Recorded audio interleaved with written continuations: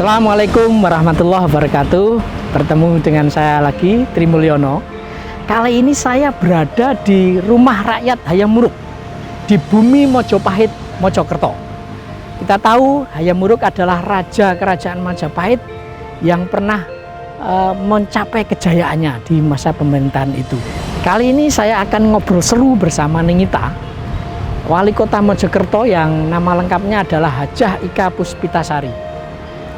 Yuk kita sapa beliau di Galeri Rumah Rakyat Hayam Wuruk, Bumi Mojopahit.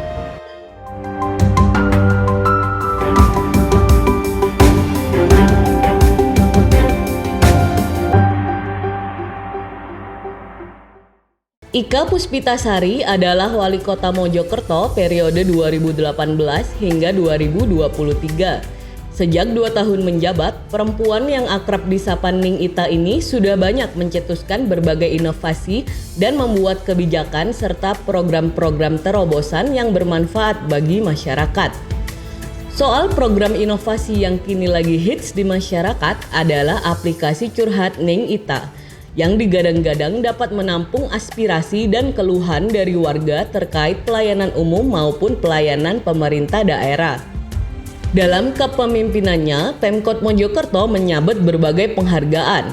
Tahun 2020, opini WTP atas laporan keuangan pemerintah daerah tahun anggaran 2019.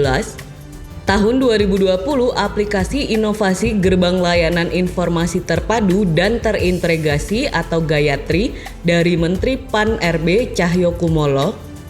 Tahun 2020, Top BUMD Award Kota Mojokerto. Dan tahun 2021, Anugerah Kebudayaan PWI Pusat. Simak perbincangan Tri Mulyono, pemimpin redaksi Tribun Jatim Network dengan Wali Kota Mojokerto, Ika Puspitasari dalam wawancara eksklusif. Assalamualaikum warahmatullahi wabarakatuh. Bertemu lagi dengan saya Tri Mulyono. Kali ini kita akan ngobrol seru bersama seorang sosok kepala daerah yang sangat populer, terutama di kalangan jombloan dan jomblowati. Kenapa begitu? Karena beliau bahkan menyediakan mobil dinasnya secara gratis untuk pasangan yang akan menikah di Mojokerto. Yuk kita sapa para tribuners dan pembaca harian Surya dimanapun berada dengan Ibu Hajah Ika Puspitasari yang akrab disapa Mbak Ita, Wali Kota Mojokerto. Selamat siang Ibu, terima kasih atas waktunya menerima kami di rumah rakyat Hayam Wuruk, Bu ya. Ya. Bu, alhamdulillah sehat ya Bu ya di tengah pandemi. Bu, 2 tahun lebih ya Bu Ningita mengelola pemerintahan di Mojokerto dan Ibu mengalami sebelum pandemi dan saat pandemi ini gitu ya. Betul. Ada yang berubah nggak Bu di dalam saat pandemi ini Bu? Pasti ya. Iya. Perubahan itu tentu sangat signifikan 2019 dibandingkan dengan 2020, di mana dengan adanya pandemi ini tidak hanya bidang kesehatan yang terdampak, tetapi efek domino yang luar biasa pada bidang pendidikan, bidang sosial, terutama mungkin bidang ekonomi. Betul. Yang mengalami dampak yang sangat-sangat signifikan, ibarat tsunami yang melanda negara kita. Nah, di saat pandemi seperti itu tentu kita harus tetap bisa berkarya, bukan justru semangat kita menjadi melemah. Betul. Tapi memaknai pandemi ini sebagai sapaan dari Allah kepada hambanya untuk meningkatkan kreativitas dan motivasi kita bagaimana tetap survive. Betul. Pada bidang apapun tentunya dalam menjalankan kehidupan ini. Nah, perbedaan yang signifikan inilah yang kita rasakan bersama, tetapi saya memaknai justru bukan sebuah badai tsunami, tetapi sebagai bentuk perhatian Tuhan untuk menguji hambanya, bagaimana kita menjadi hamba yang lebih tawakal lagi. Betul. Sekaligus kita sebagai manusia yang harus tangguh. Betul. Dituntut untuk tangguh. Kreatif juga Bu pada akhirnya Bu ya.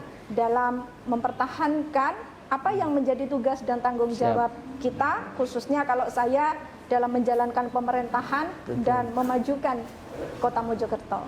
Mungkin karena komitmen yang begitu tinggi Nengita sampai kemarin sempat positif COVID ya Bu, ya, meskipun OTG Bu. Iya. Tapi gimana Bu, kok bisa segera cepat pulih dan kembali beraktivitas ini Bu? Iya. Nengita.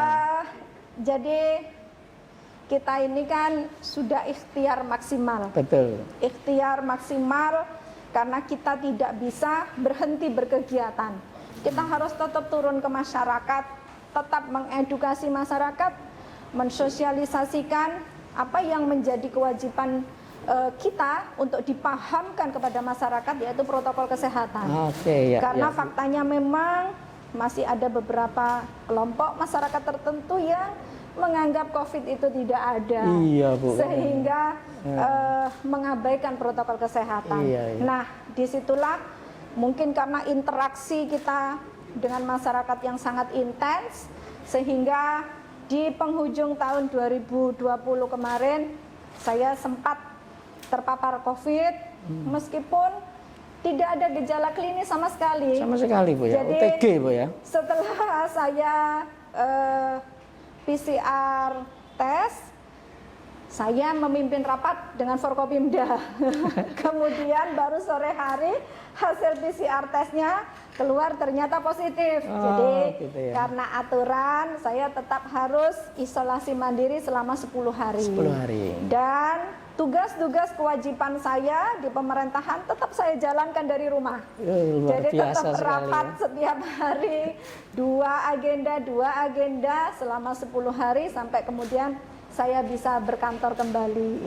Oke, Nengita berarti ya luar biasa sekali Tribuners ya, bagaimana komitmennya untuk Kota Mojokerto, dan memang bukan karena ceroboh atau apa ya, tetapi kita tahu banyak kepala daerah yang positif COVID-19 tapi itu tidak mempengaruhi aktivitas Nengita ya. Betul sekali. Tetapi di mengelola pemerintahan Nengita, apakah sempat ada perubahan ini setelah pandemi ini, konsep mengelola Pemkot Mojokerto itu atau gimana Nengita? Ya, kalau konsep tentu berubah seiring dengan adanya perubahan regulasi dari pusat, di mana ada aturan sebagian dari tenaga ASN harus WFH. Ya. Nah, ini kita harus menyesuaikan dengan regulasi tersebut, namun ini penekanannya jangan sampai mengganggu pelayanan publik. Oh, Nah, itu. jadi Ya. WFH oke.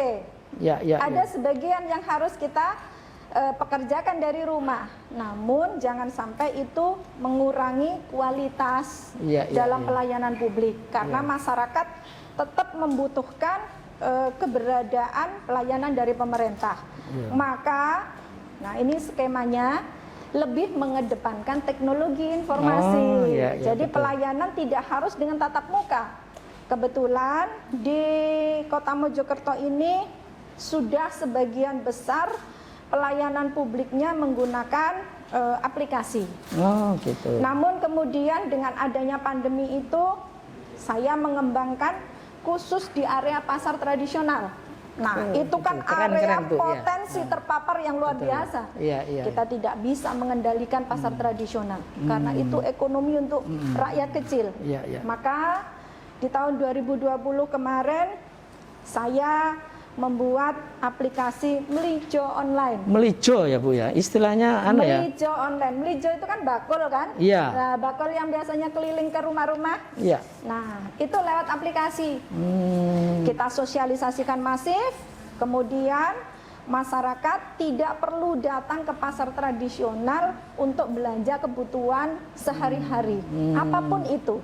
Mereka cukup menghubungi Melijo Online, membutuhkan barang apa, belanjanya harus di kiosnya siapa, itu kita layani. Dan kemudian, luar biasa. Iya. Jadi kita antarkan ke rumah tanpa ongkir sama sekali. Itu fasilitas yang difasilitasi pemerintah Kota Mojokerto. Iya. Dan ini akhirnya daerah-daerah tetangga juga kepingin ikut dilayani juga. Iri ya Bu ya. Karena kok enak warga Kota Mojokerto ya, nggak perlu repot-repot ke pasar, belanjaannya udah diantar ke rumah. Nah, itu salah satu perubahan gitu. Dan banyak hal yang lainnya kita harus menyesuaikan dengan kondisi new normal itu kan. Betul. Ya intinya memang kita tahu salah satu tolak ukur keberhasilan pemerintahan adalah sektor ekonomi ya Bu ya. Betul. Dan di dalamnya juga ada investasi barangkali. Ya. Ini di tengah pandemi ini upaya Nengita untuk tetap memulihkan ekonomi dan menarik investasi kayak apa Nengita? Selain tadi program-program yang digital live itu ya, mungkin ada terobosan-terobosan baru lagi Nengita ini. Ya, untuk investasi ini kan tidak lepas dari pelayanan perizinan. Jadi kami untuk di DPMPTSP, dinas yang memegang tusi pelayanan perizinan satu pintu, kita sudah menggunakan aplikasi online. Kemudian SOP-nya untuk izin-izin tertentu cukup 1 kali 24 jam. Izin tertentu lagi ada yang 7 kali 24 jam. Artinya kemudahan. Kemudahan mengakses izin usaha ini salah satu kunci. Kemudian yang selanjutnya, potensi terbesar di Kota Mojokerto ini kan perdagangan. Nah, perdagangan ini kita masifkan untuk usaha kecil, mikro. Nah, kalau sektor industri menengah atau yang besar itu terdampak, namun yang kecil ini justru saya melihat malah bertumbuh. Di tengah pandemi ya Bu? Buktinya, selama tahun 2020, namanya kafe, bukan banyak yang tutup, malah semakin menjamur. Keren. Jumlah kafe di Kota Mojokerto selama pandemi 2020, bukan malah tutup, malah menjamur. Dan ini ketika melakukan perizinan, ternyata orang-orang dari luar Kota Mojokerto. Itu membuktikan bahwa potensi investasi di Kota Mojokerto untuk usaha ini masih sangat positif. Betul. Untuk sektor tersebut. Bu, Nengita, kapan hari kita diskusi dengan Ibu Gub ya, Khofifah Indar Parawansa, beliau menyampaikan ada beberapa perusahaan yang akan relokasi di luar Surabaya dan Sidoarjo terkait UMK. Nah, salah satu yang menjadi incaran itu memang Mojokerto, Nengita. Itu untuk mempercepat realisasi itu kayak apa, Nengita? Barangkali bisa sedikit dijelaskan terkait rencana beberapa perusahaan yang akan relokasi itu. Apakah sudah ada yang sampai menghubungi Nengita begitu atau gimana? Mungkin kalau industri besar sangat tidak memungkinkan untuk di Kota Mojokerto. Oh gitu. Karena kita ini sangat terbatas lahannya, jadi lebih kepada industri kecil, mikro gitu ya. Mungkin itu di wilayah kabupaten kalau untuk yang industri besar. Namun kalau pergudangan karena akses, kemudian akses di mana exit tol itu kan langsung di Kota Mojokerto, ini mulai bertumbuh. Bertumbuh. Jadi banyak pergudangan itu yang didirikan di Kota Mojokerto. Dan itu saya kira berkat terobosan Ibu ya soal perizinan, pelayanan publik dan segala macam itu Bu. Ini kita ngomong yang lain Bu, Nengita. Jadi Nengita ini kan terobosannya aneh-aneh gitu ya, tanda kutip gitu. Dan kemarin tuh sempat heboh gitu ya ketika Nengita mengumumkan di Instagramnya bahwa ayo kalau para jomblo mau menikah kita fasilitasi ini. Nah, sejauh ini responnya kayak Bu, apakah memang luar biasa atau Nengita ada terobosan-terobosan lain jangan-jangan yang kita bisa nggak tahu ini, bisa diceritakan Nengita? Pandemi itu kan tadi sudah kita bahas ya, efek dominonya luar biasa, di mana bisa dikatakan mulai dari yang kelas ekonomi terbawah sampai yang teratas pun tidak lepas atau dari dampak pandemi, akibat pandemi ini. Sehingga saya berupaya bagaimana anak-anak muda yang biasanya sudah punya planning ini. Nah, saya sudah punya usaha, saya sudah punya penghasilan. Saya nanti mau menikah bulan sekian. Saya mau melamar bulan sekian. Ini kan harus pupus. Nah, disitulah saya berupaya bagaimana dengan sedikit sentuhan gitu ya, untuk menyenangkan mereka, meningkatkan imunitas mereka di saat pandemi itu yang memang menggelisahkan bagi semuanya, dengan memberikan, yuk yang pengen nikah jangan karena pandemi kemudian nggak jadi nikah.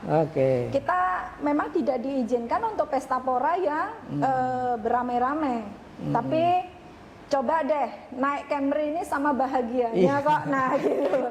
Jadi jangan pandemi sekali seumur hidup ini Bu ya, bisa nikmati mobil dinas wali kota. Jangan dijadikan pandemi menghalangi kalian untuk menikah. Nah, jadi Ibu siap support ini untuk kalian yang sudah punya rencana schedule untuk menikah di tahun 2020 kemarin ketika saya launching di bulan November, dan alhamdulillah antusiasme sampai saat ini juga masih cukup bagus. Karena menikah itu kan kalau orang Jawa kan ada bulan-bulannya, bulan-bulan ya tertentu lah. Nah, Neng Ita, pas bulan pernikahan itu rame banget itu. Kapan lagi ya Neng Ita ya bisa naik mobil wali sedikit kota? Upaya tapi nyatanya melihat respon yang luar biasa, saya ikut bahagia bisa menyenangkan warga saya, khususnya anak-anak muda. Ini Tribuners dan pembaca harian Surya hanya satu sentuhan ya Neng Ita, tapi dampaknya luar biasa. Kita tunggu lagi sentuhan lainnya, karena kita tahu Mojokerto itu kaya potensi kesenian juga ya Neng Ita. Dulu di era tahun 80-90-an voli itu menjadi sangat primadona di kota Mojokerto gitu. Barangkali ini juga apa Bu rahasianya ke depan ini untuk menggali semua potensi-potensi yang ada di Mojokerto ini? Ya, salah satu prioritas yang sudah masuk rencana pembangunan jangka menengah daerah dan masuk di Perpres 80, salah satu program percepatan pembangunan ekonomi kawasan Jawa Timur, Gerbang Kertosusila adalah pariwisata. Pariwisata di kota Mojokerto ini terkait dengan Mojopahit. Iya, betul. Kenapa Mojopahit? Ikon yang sangat kuat. Saya mengusung Spirit of Mojopahit, semangat bahwa pada abad 13 pusat dari kerajaan yang wilayahnya melebihi Nusantara itu salah satunya adalah di kota Mojokerto, pusat kerajaan. Iya, betul. Nah, semangat itulah yang ingin saya bangkitkan kembali, kemudian kami hadirkan dalam bentuk sebuah kawasan pariwisata. Nah, kawasan pariwisata ini nanti yang akan menjadi trigger bagi seluruh sektor termasuk ekonomi tentunya. Kita tahu bagaimana pariwisata ini luar biasa untuk mendongkrak pertumbuhan ekonomi daerah. Nah, ini akan mulai dikerjakan untuk pembangunan fisiknya yang kawasan wisata Bahari Mojopahit itu di tahun ini 2021, harusnya kemarin berhubung ada pandemi, refocusing anggaran sehingga harus mundur di tahun ini. Namun hal-hal lain yang menjadi supporting dari pariwisata ini sudah kita persiapkan sejak 2019. Contohnya produk-produk dari UMKM, ekonomi kreatif.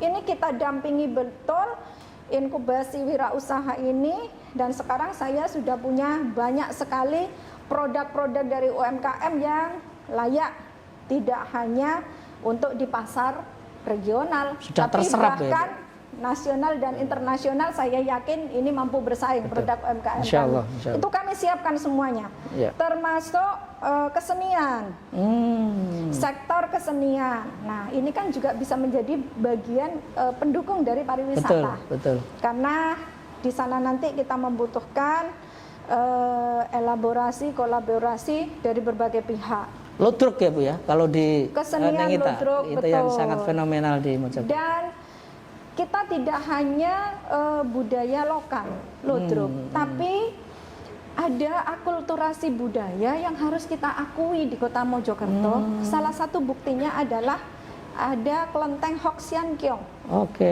Yang didirikan pada abad 18. Itu artinya pada saat perdagangan yang membuka pintu masuknya dari luar negeri ke Jawa melalui pintu kota Mojokerto, terbukti dengan adanya tempat ibadah yang dibangun pada tahun 1800-an atau abad 18. Nah, inilah terjadi akulturasi budaya. Jadi tidak hanya budaya Jawa saja, tapi di sini lengkap.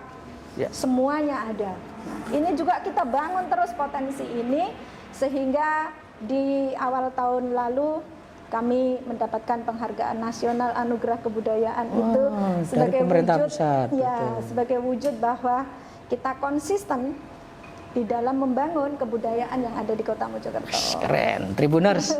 Jangan lupa, pokoknya setelah ini teman-teman harus datang ke Kota Mojokerto ya, Bu. Neng Ita, ini agak serius ini ya. Neng Ita sebegitu dilantik sangat berkomitmen untuk memerangi korupsi ya. Nah, salah satu caranya adalah menggunakan program MCP itu, Bu ya. Neng Ita, Monitoring Center for Prevention. Sejauh ini efektivitasnya kayak apa ini, Neng Ita? Negara melalui KPK sebagai lembaga yang diberikan amanah untuk pemberantasan korupsi telah bersinergi dengan seluruh pemerintah daerah yang ada di Indonesia termasuk Kota Mojokerto. Salah satu indikator memang adalah MCP. MCP itu dengan 7 area di dalamnya ini sebagai alat ukur seberapa efektif penyelenggaraan pemerintahan untuk mencegah terjadinya korupsi di daerah atau penyalahgunaan kewenangan. Nah, dari 7 area itu alhamdulillah Kota Mojokerto pada skup Jawa Timur sudah masuk di ranking 3. Alhamdulillah, ini luar biasa sekali. Dari 38 kota kabupaten. 9, sorry. Betul. Ya. Kami masuk di urutan ketiga untuk persentase capaian MCP kami. Memang belum 100%. Kami mengupayakan bagaimana menuju 100%. Ini secara bertahap kami penuhi.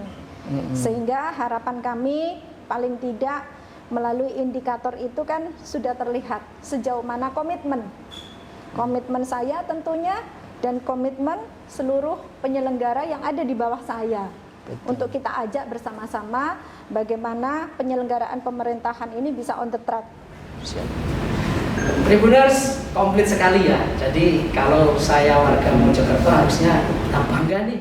Ada kepala daerah yang mengelola tata pemerintahan yang sudah demikian luar biasa. Dan Tribuners dan pembaca harian Surya dimanapun berada, kami menunggu masukan dan kritik boleh, Neng Ita ya, asal membangun gitu ya. Jadi kita berharap itu nanti akan kita sampaikan juga ke Neng Ita sehingga segala keluhan, masukan dan kritik itu justru akan menjadi potensi kita untuk makin meningkatkan perkembangan di Kota Mojokerto.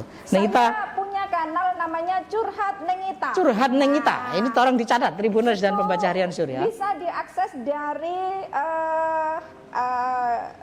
platform digital apapun, mulai dari Facebook, Instagram, web, WA, semuanya bisa masuk. Dan nanti akan dijawab Neng Ita. Oke, ini keren sekali ini ya. 1 kali 24 jam tindak lanjutnya. Jadi mau kritik, mau saran, mau masukan, aduan, semuanya masuk kanal Curhat Neng Ita. Keren, Curhat Neng Ita.